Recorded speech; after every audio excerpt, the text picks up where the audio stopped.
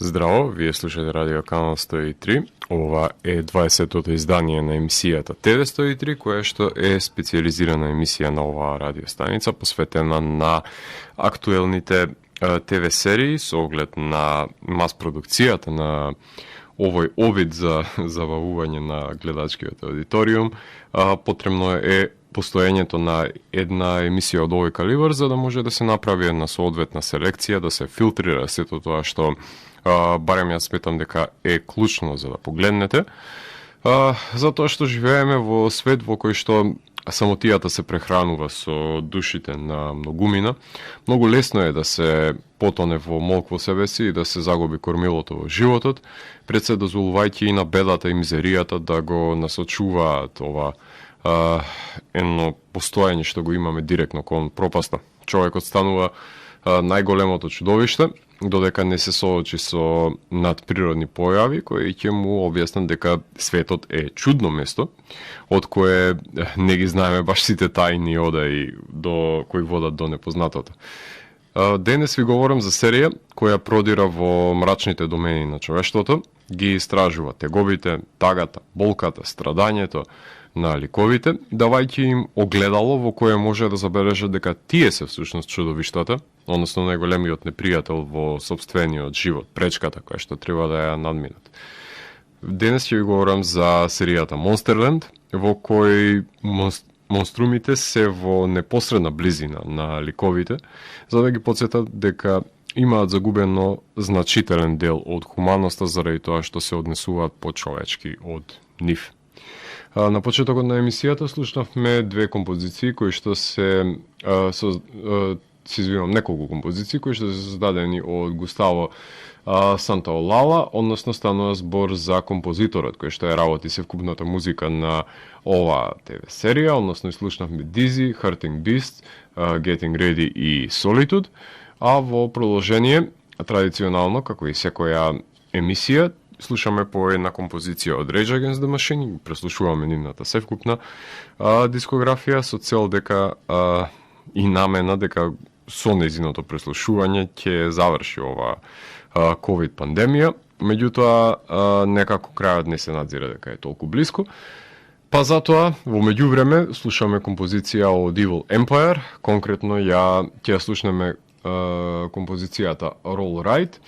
заради тоа што се безобразни и тешко ви е да носите маски, а немате проблем да си правите лице едни на други, така што додека не ви дојде памет, ги слушаме Rage Against the Machine на Канал 103. Толку сакате да дознаете какви чудовишта постојат во светот, тогаш вие сте на вистинската фреквенција, која понира од сферата помеѓу појавното и имагинарното, кај што се крие еден притаен меѓусвет, нудејќи можности за одгатнување на енигмите на постоењето. Јас сум Златко Ѓерески, а вие останете вклучени. Започнува програмата на ТВ 103. Вие слушате Радио Канал 103, ова е 20-тото издание на емисијата ТВ 103, во кое што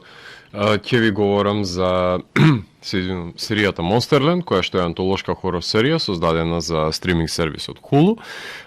Незината креаторка е Мери Ловс, која ја знаеме како продуцентка и сценаристка на ТВ сериите Succession и Preacher. Меѓутоа, мене лично ми е значајна заради тоа што е генијалката која што го има напишано сценариото на прекрасниот The Neon Demon на Виндинг Грефен. Серијата се базира на книгата на кратки раскази North American Lake Monsters Stories на Нейтан Билингруд. Составена е од 8 епизоди кои беа објавени одеднаш на Hulu на 2 октомври со време траење од 50 на минути, што значи дека потребни ќе бидат околу 7 часа за да ја погледнете во целост. Јас ја земав викендот кога се појави и баш поради напливот на содржина за гледање во месецот на хорор филмот, го пролонгирав незиното следење за некое подобро време, кога ќе ги имам тие 7 часови на располагање да ги посветам и наместо да ја гледам периодично, се разбира. На крајот на месецот ја изгледав во 2 дена, преполувајќи ја, така што уживав што можам подолго. За Hulu ви говорев во минатата сезона, кога ги анализирав Devs и Little Fires Everywhere. Оваа сезона рецензирани беа Normal People и Rami, што значи дека во 20 епизоди на TV103 во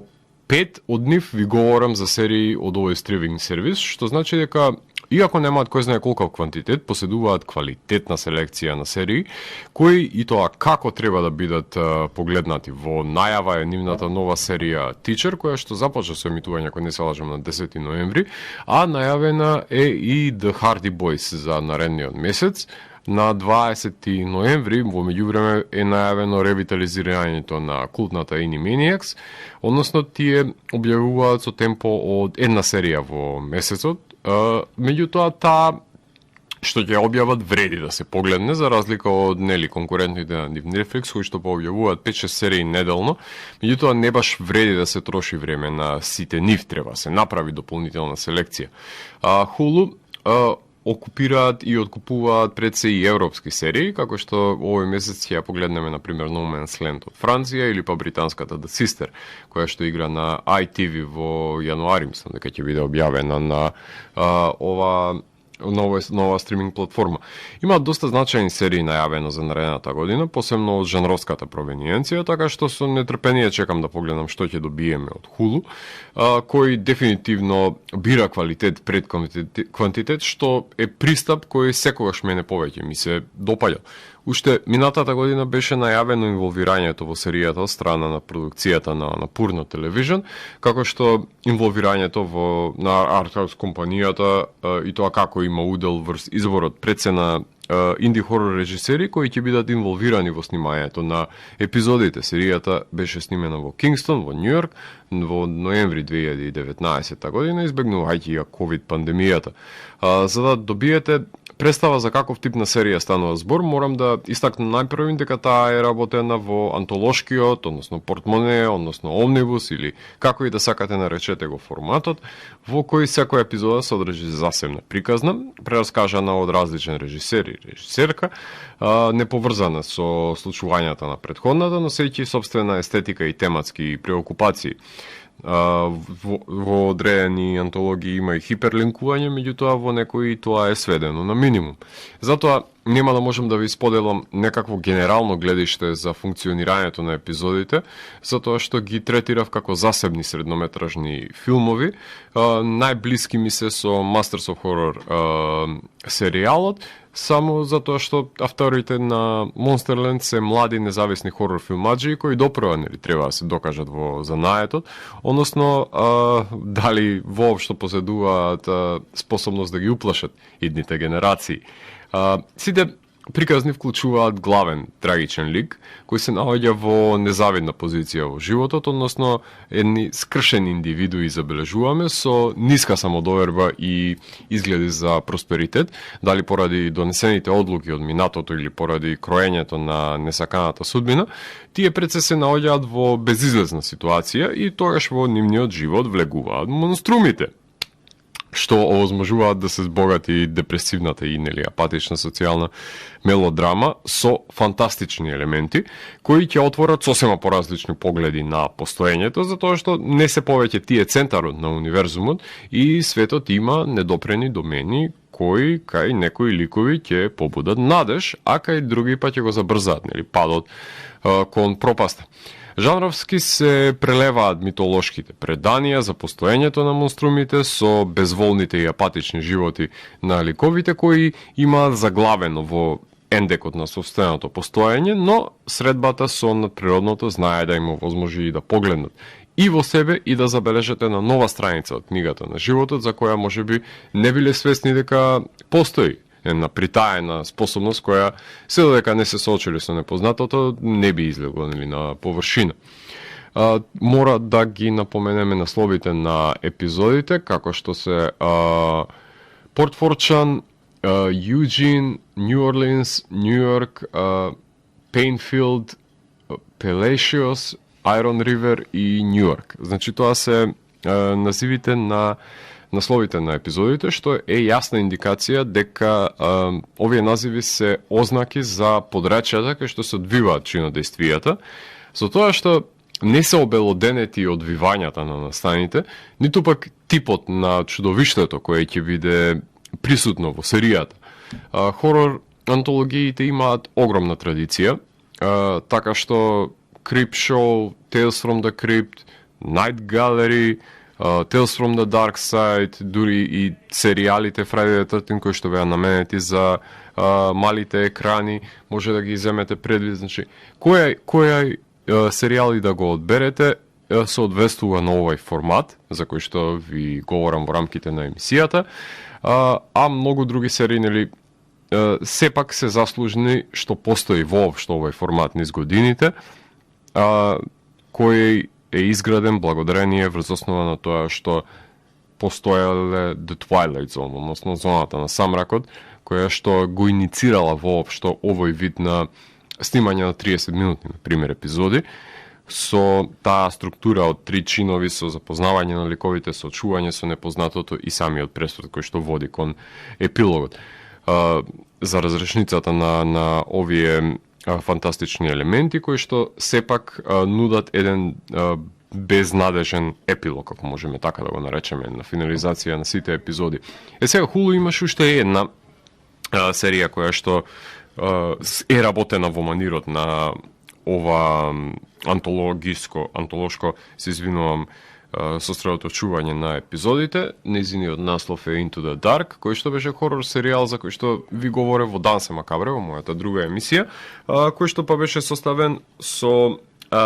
една епизода месечно, која се објавуваше посветена на празникот кој што се наоѓа секој месец. Меѓутоа, станува збор за епизоди кои што не траеа како овиот Monsterland по 50 на минути, туку беа долгометражни филмови, значи 90 минути горе-долу броја секој од тие епизоди. И првата сезона беше 12 месеци, секој месец по една епизода. Меѓутоа,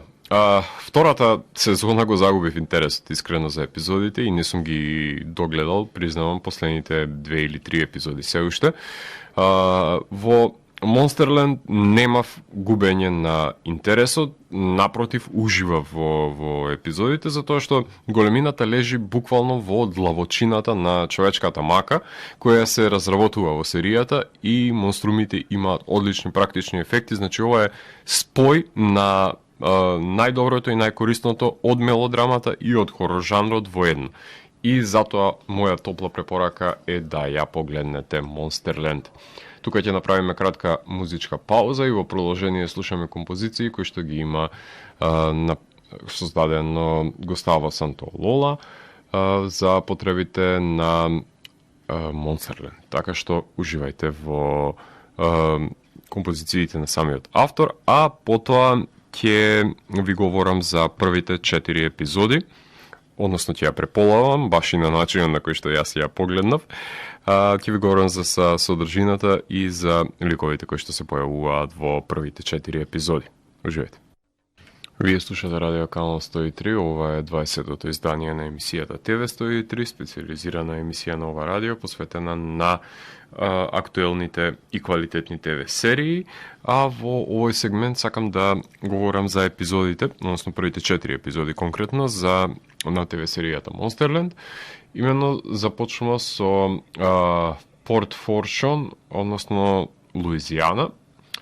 епизода кај што се запознаваме со ликот на Тони, односно глумена од Кейтлин Девер, која во неколку итерации дури се појавува во серијата како спорен лик во преостанатите епизоди. Меѓутоа, ова е нејзиното прво појавување, таа е самохрана мајка која треба да се грижи за нејзината ќерка, иако е под закана на еден убиец во малото градче, кој фуриозно ја задавува. Ја започнува епизодата со сечење на лицето на удавената жена, шиејќи го потоа собственото. Значи, тука веќе забележуваме дека станува збор за одреден надреален аспект, заради тоа што сепак е ова бизарен приказ на начинот на убивање. Значи, чудовиштето е шейпшифтер во оваа епизода, а Ен Севицки е норвешката режисерка на Хомсик која што го снима овој филм, кој е напишан од самата продуцентка и тие најдобро умеат да доловат што значи да се справува една самохрана мајка со неконтролливо девојче, кое има изблици на агресија, но кога доаѓа пред се морничавиот странец, глумен од Джонатан Такер, во животот на самата келнерка се менува неговото течение,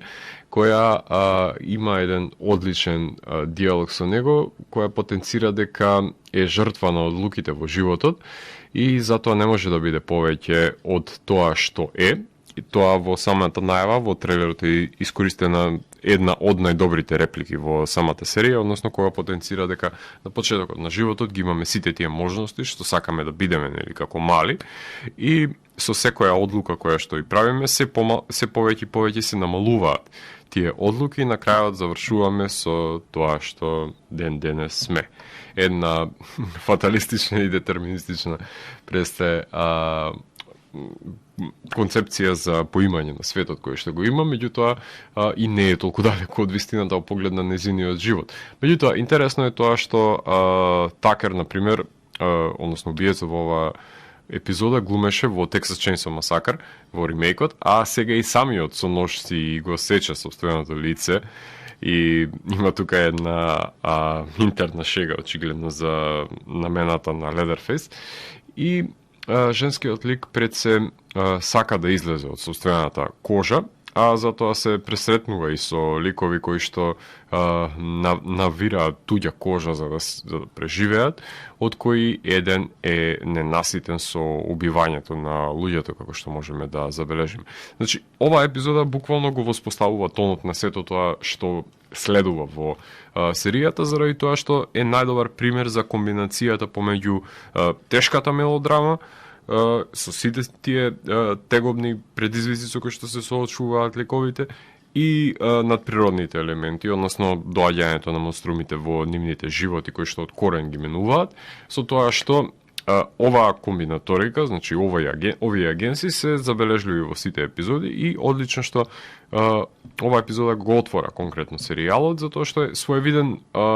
Бабадук, ајде така да наречеме, заради тоа што Дженифер Кент и незиниот филм можеби ми е најблизок до како паралела со овој филм, кој што најдобро ги комбинира овие два агенси во еден.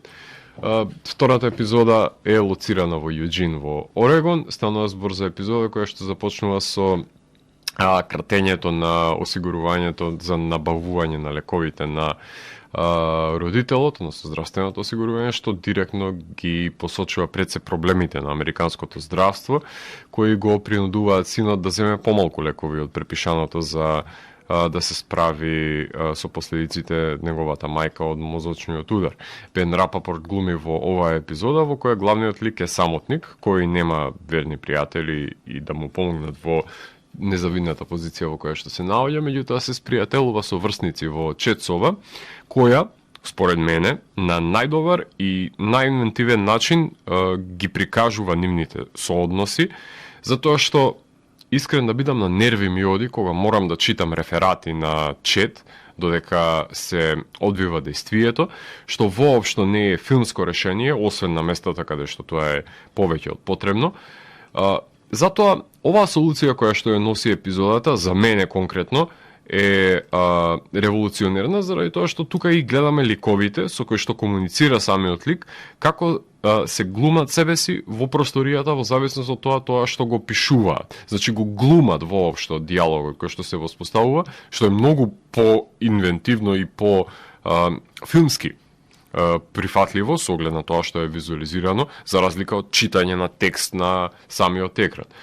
Тие се наоѓаат во собата покрај него, што сметам дека е дополнителен плюс заради тоа што актерите не може да покажат својата актерска способност и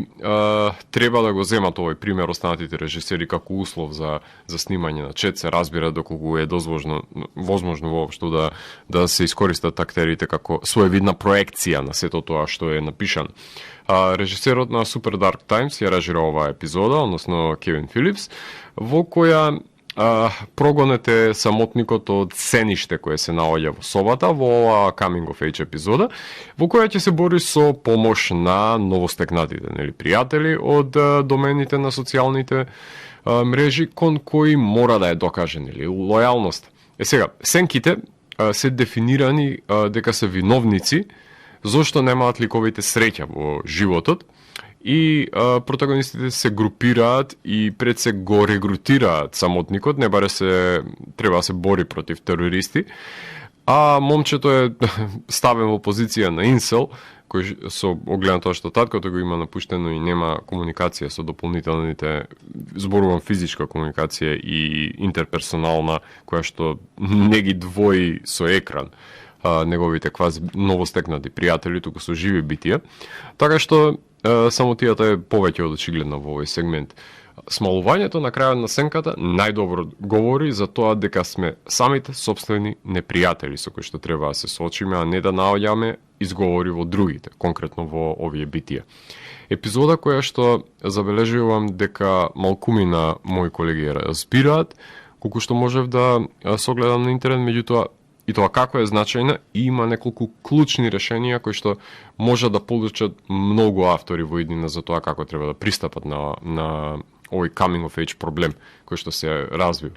Нью Орлинс, Луизијана е третата епизода која што таргетира карневал во Луизијана, кој што традиционално се организира, епизода за жртви на домашно насилство, за мало девојче кое е прогонето од страна на трубачот на карневалот, кој е олицетворение, нели, кое ја манифестира таа потисната болка. И се, Крейг Вилиам Меснил е режисерот на оваа епизода, тој е човекот кој што стои зад одличниот Лизи и The Boy. Уште еднаш потенцирам, не станува збор за The Boy со куклата, туку за Boy со детето и горењето на мотелот, значи инди остварувањето. И исто така работеше една сезона на Channel Zero. Уште една солидно обработена епизода, според мене, напишана од креаторката Мери, која што става една горчина во епизодата, една кнедла која ја прави во грлото, која ја прави пред се да биде една од најмонструозните, затоа што во сопругот од семејството се раѓаат обвинувања за педофилија кон него, што само по себе доловува една скриена страна од овој лик, која не сакал да биде дознаена и стравична е пред сцената во која што сопругот кажува дека е педофил кога му треба помош, затоа што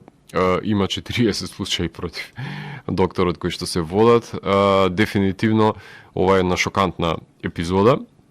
барем на начинот на кој што е доловено ова стравично сознание, како и пред сцената во која неговиот син се соочува со потиснатото случување за родителот силувач кој што го имал и одеднаш карневалот добива дополнително значење. На болна епизода која го зголемува пред се квалитетот на серијата и исто како и втората морам да потенцирам дека е отворен крајот, дека крајот е можеби се ставени 3 точки како интерпункција, не е само еден извичник или не е само една точка. Едноставно, крајот и почетокот се подеднакво безнадежни. И тоа најмногу ми се допаѓа кај оваа серија, со оглед на тоа што потенцира кај самите ликови дека нема толку лесно да се најде спасение во начинот на кој што се заглавени во овој меѓусвет. Нью Йорк е четвртата епизода на оваа серија, односно станува збор за епизода која што започнува со менаџер кој што нели се збогува од својот клиент, добивајќи совет да ангажира еден спиритуален лечител, еден наспроти него го имаме и магнатот на нафтената компанија Титан, кој што предизвикува еколошка катастрофа, кој дава изјави пред медиумите, меѓутоа тој се има збогатено со лажење на јавноста, со користолюбиво корпоративно крадење и пред се прехранување од сиромашните, меѓутоа кој бил свесен за истурањето пред се на нафтата во природата која ја загадува.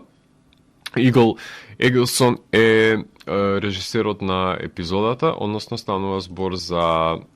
режисер кој што снима епизоди на Луцифер, која структурира епизодата како некоја од останатите негови дополнителни процедурални ТВ серии во формата воопшто не одскокнува, меѓутоа одскокнува на друго рамниште со оглед на тоа што содржината секако дека е незначајна. Тука е акцентот ставен затоа што се доловува отворување во монструмот на магнатот, кој што е епизода помешана со религиозни алегории во еден опортунистички конгломерат кој што одбегнува да ги снесе последиците за неговите одлуки, соочен пред своето респетие и консумирано далчноста или горделивоста, кој во стадиум на халуцинација, дадена му е на рака да ја јаде од страна на Исус. Има боди хорор елементи кои што се присутни во оваа епизода, но и од елементи од запоседнувачкиот хорор во кој што телото на магнатот е опосетна демон, кој што го глумин Бил Кемп. Во епилогот младиот менаџер се соочува со секое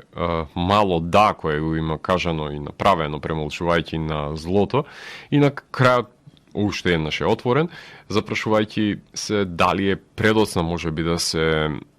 промени и дали си има загубено себе си како индивидуа со своји собствени мисли. Сепак, празнотијата се присутна во серијата, скоро празнотијата на душата конкретно се однесува. Скоро секоја од епизодите содржи отворен крај, наликувајќи нели на безнадежноста на почетокот, меѓутоа многу се разликува баш поради тие тмурни мелодраматични аспекти од Tales from the Crypt или од Creepshow, кои што, да, ја имаат морализацијата искажана преку, можеби, хумористичен и забавен манир, меѓутоа тука моралните вредности се наметнуваат со оглед на тоа што ликовите се соочуваат со суровата реалност, од која што нели не може да избегаат од себе си. Тука може да направиме една кратка музичка пауза и во продолжение го преслушуваме остатокот на самиот скор кој што го работеше за оваа серија Густаво Сантаолала, подпомогнат во одредени композиции од Хуан Лукио. Уживајте. Вие слушате Радио Канал 103, ова е 20-тото издание на емисијата ТВ 103, која што е наменета на ТВ серијата Monsterland, имено за самиот крај на оваа емисија. Сакам да ви говорам за преостанатите 4 епизоди од оваа серија, која што брои севкупно 8, во претходниот говорен блок ви ги напоменав првите 4 епизоди, а од 5 до 8 епизодите ќе ви говорам за самиот крај. Имено 5-тата епизода се случува во Плейнфилд во Илиноис. Единствена епизода со предупредување, која што започнува со две девојки кои дебатираат една против друга на факултет, што дознаваме дека пред се е нивна предигра од факултетските денови. Ова епизода е според мене Сан Джуниперо на сезоната, ако можам да се изразам со вокабуларот на Black Mirror, кај што започнува пред се со една забавна LGBT лесбо епизода, дознаваме дека што значи пред се детериацијата на мозокот и развојот на една ментална болест кај еден лик, и пред се оваа епизода што говори што значи да се живее со саканата персона која што се мачи со менталната болест и не може да и се помогне. Ова епизода за помирување со неизбежната смртност на човекот и постепеното губење на нечи идентитет. Главниот женски лик има манична епизода, односно биполарност е предмет на ова дело. Снимена е на делови на рака во процесот на снимање за да се долови преценатурализмот, конкретно во меѓусебните пресметки. Една од најхуманите епизоди на серијата според мене. Режисерка е Логан Кибенс, која што го има снимено претходно филмот Оператор, има снимено неколку епизоди од неколку серии. Емили Кацмерек ја пишува епизодата. Халуцинациите подразбираат и давење во када и покажување на пресечени вени, а саканото постепено детерира во едно зомби од која не се отклонува нејзината животна сопатничка. Има неколку визуелни решенија кои што се контрадикторни на друго, меѓутоа кои па се одвестуваат и на продукцискиот дизајн, кој е аналоген на удилото низ која што поминуваат ликовите, како што е нерисовата со цветови, која скокнува од останатата естетика, а последната сцена ја расплакува мајката која треба да дебатира со својата ќерка. Тейлор Шининг и Ребека Колиндес глумат во оваа епизода. Шестата епизода се случува во Палашиос, односно во Тексас. Епизода која има јасна социокритика за еколошката катастрофа која ја предизвикува пред се испуштањето на отровите, односно на нафтата во океанот, прикажувајќи ги тие кои што ги снесуваат пред се последиците на туѓата негрижа, односно корпорацијата Титан, за која што чиј собственик нели го запознавме неколку епизоди предходно, предходниот блог ви говорев за него, меѓутоа тука во оваа епизода се соочуваме со еден самотник, рибар кој има проблеми со неговите дробови, затоа постојано е со боца со воздух, кој уловува сирена и ја чува во аквариум во собствениот дом. Да, добро слушнавте. Него го нарекуваат Шаркс и тој е подеднаква жртва на околностите како и самата сирена, која што е глуми Адрија Арјона. Заљубувањето е еминентно помеѓу нив. Самата сирена е жртва на нарушувањето на самата природа, а љубомората е растечка помеѓу локалното население кое што сака да ја украде сирената од посед на рибарот за да ја искористи нели за профит, а тој е подготвен да биде изеден од неа само за да добие неговиот живот дополнително значење. Гениалниот Николас Пеше одлично ги доловува пред се апокалиптичното сивило на самиот брег, но режисерот на The Eyes of My Mother и Пирсинг и за жал да грач снима еден одличен хорор филм со комплетно блесава премиса, но успева да продре до фаталните ликови, снимајќи го можеби едно од најквалитетните хорор остварувања кои што вклучуваат една гадна сирена во него, за која што се грижи главниот лик. Неваре е повредено животно кое што го санира во неговиот дом, што е уште еден концепт кој се повторува дури во последната епизода. Ова е своевиден обратен Shape of Water, во кој има дури и вечера за двајца со Френк Синатра во позадина. Самотникот ја надминува осаменоста со наоѓање на сирената и лесно му е да говори со неа и направи нешто повеќе од тоа, кога ќе се придвижи самата сирена на две нозе. Тој се грижи за морето и морето пред се му се заблагодарува за понудената грижа.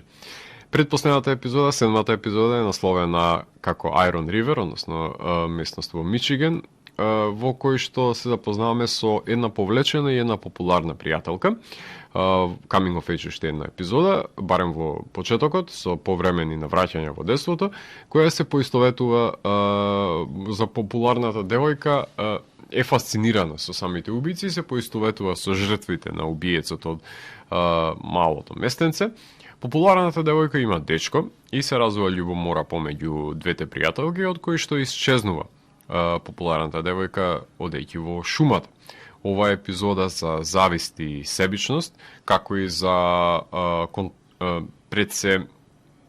контроливоста и навредливоста која што ја наметнува мајката на повлечената девојка, а 10 години подоцна од исчезнувањето на низината пријателка,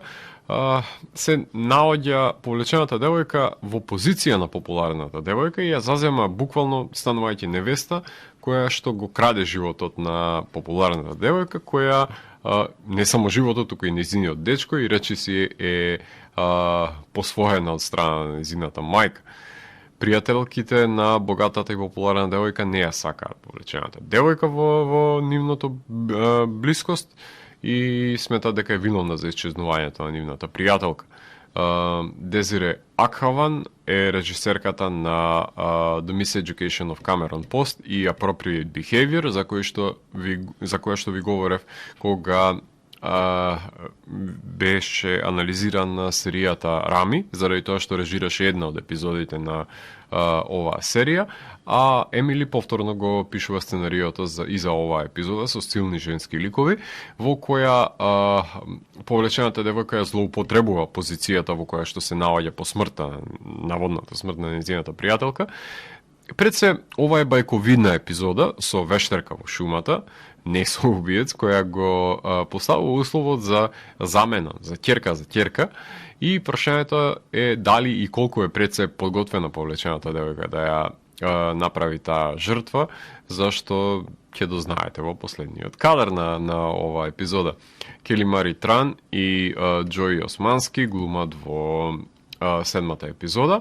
А серијата завршува со 8-та епизода во Њујорк и Њу Џерси, каде што нараторка на оваа епизода е исчезнатото девојче на родителите кои што го бараат веќе 6 месеци, губејќи надеж дека ќе биде пронајдено. Во градот тоа говори дека паѓаат ангели на земјата. Мајката смета дека во мрачните улици има согледано некаде сенката на привидението на низината ќерка. Мајката работи во полиција која го изневерува сопрегот со терапевтот, нивниот брак е на распаѓање и мораат да се помират со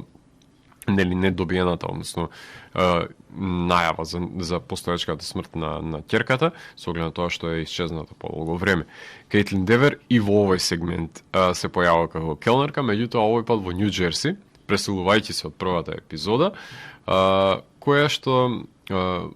кажува дека доживеала некаква епифанија, земајќи ангелска крв, новата дрога која би ја направила целовите, како што е потенцирано. Таа ја остава ќерката во сиропиталиште и не сака повеќе да ја гледа.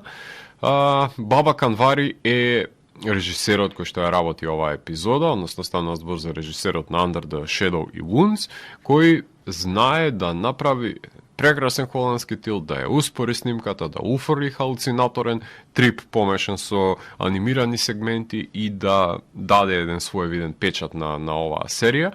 Едноставно, човекот умее да си поигрува со појавното и во оваа епизода келнерката се соочува дека всушност таа е монструмот кој што е кој што е ставен во функција на оваа епизода. Майк Колтер, Адеперо Одие глумат во епизодата, а ликовите своето спасение на нивните скршени срца го гледаат во ангелите и пред се нивната крв. Халуцинаторните сегменти се одлични, иако губитокот на ќерката остава непремостливи лузни кај родителите. Серијата има титул карта која што се испишува секоја епизода со различен фонт во зависност од тоа каков монструм или период се разработува.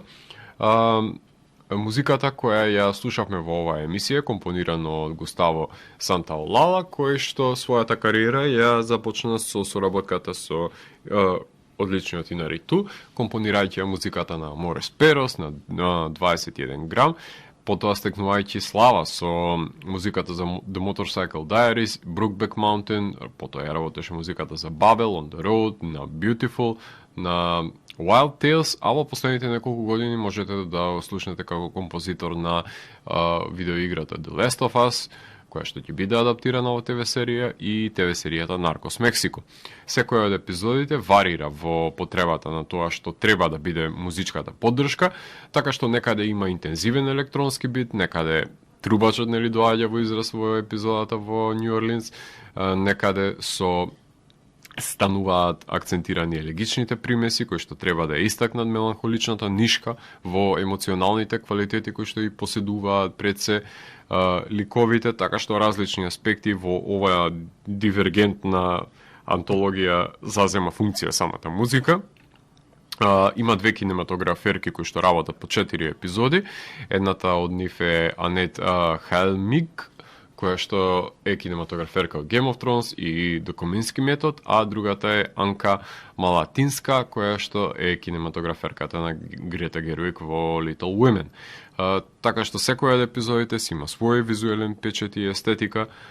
заради тоа што имаме ангели, демони, шейпшифтери, сирени, вештерки и педофили кои што се најчестите монструми во серијата. Хуморот е реализиран во неколку реплики помеѓу ликовите, не во самиот тон или во некаква си физичка изведба, тој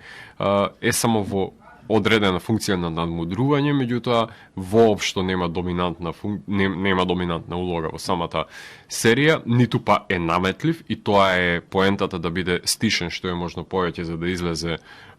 таговноста во преден план, а еротиката е начната во неколку сцени, проследено со милозвучна музика, меѓутоа не е експлицитна. Во поглед на практичните ефекти, тие се голем плюс во самата серија, затоа што компјутерските монструми искрено според мене се излични за создавање, доколку се тангира поставеност и ситуираност на ликови врз траумите од реалност. Значи, ако се цели на натурализам, нема потреба од визуализација на кликаници во присуство на луѓето. Треба да има човек во маска и треба да биде најфизичко што може тоа е изведено. Во неколку од епизодите има интертекстуално поигрување со напоменување на неколку наслови и филмови од минатото кои што говорат за периодот во кој што се растени самите ликови и има дури мешање на медиуми, како што ви напоменав во делот на последната епизода на Анвари со комбинаторика помеѓу анимираниот филм. Морничава е атмосферата, голема е гледливоста и значајна е убедителноста, посебно кога се опрашање непостоечките монструми кои се похумани искрено од луѓето. Поглед на остатоците, тие се однесуваат најчесто на неконзистентноста на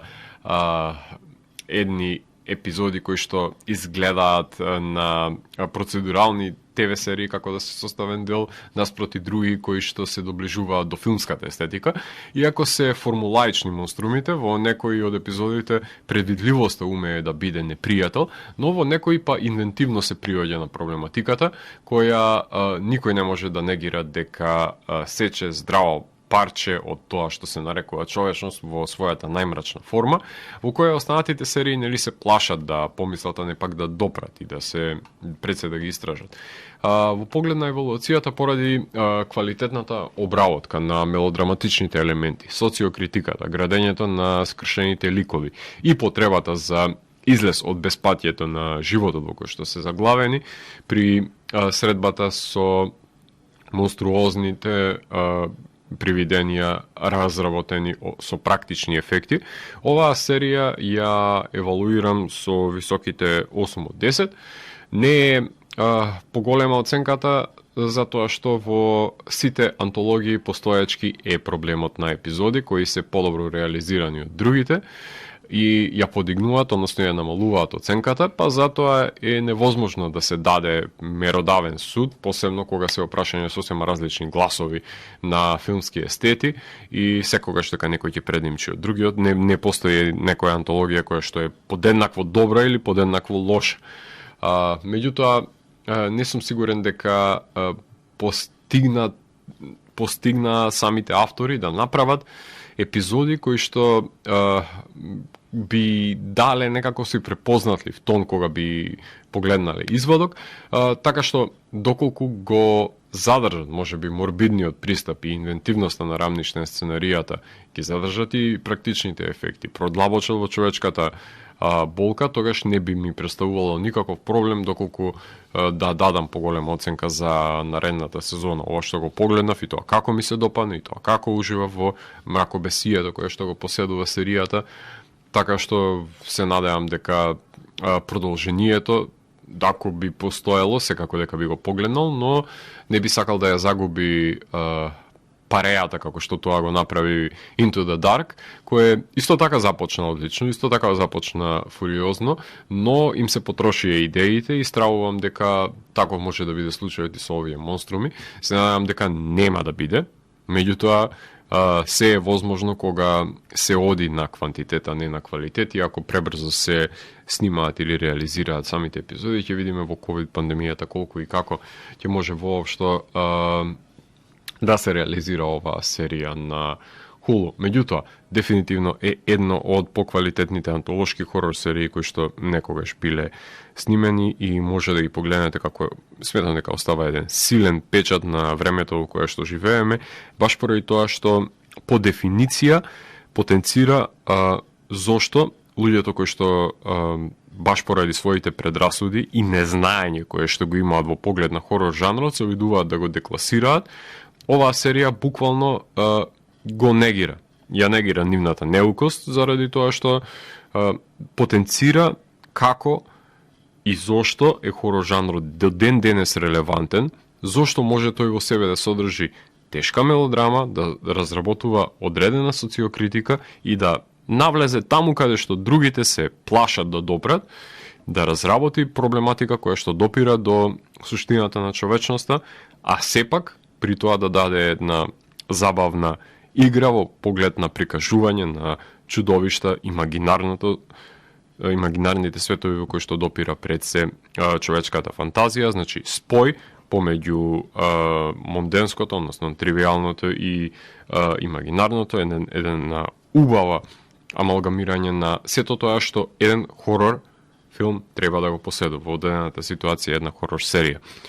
Така што топла препорака од моја страна е да ја погледнете Монстерленд и да намалите со вашите предрасуди во поглед на хорор жанрот кој што е супериорен во поглед на сето друго срање кое што вие го гледате во вашиот живот. Вие го слушавте 20-тото издание на емисијата TV103 со Златко Ѓелевски, кај што детално ги анализирав погодностите и недостатоците на Монстерленд. TV103 е уникатен сигнал кој се појавува секој четврток на оваа фреквенција и во рок од 2 часа ви нуди длабенски поглед во значењето на актуелните ТВ серии. До наредното издание, гледајте ТВ серии и останете вклучени.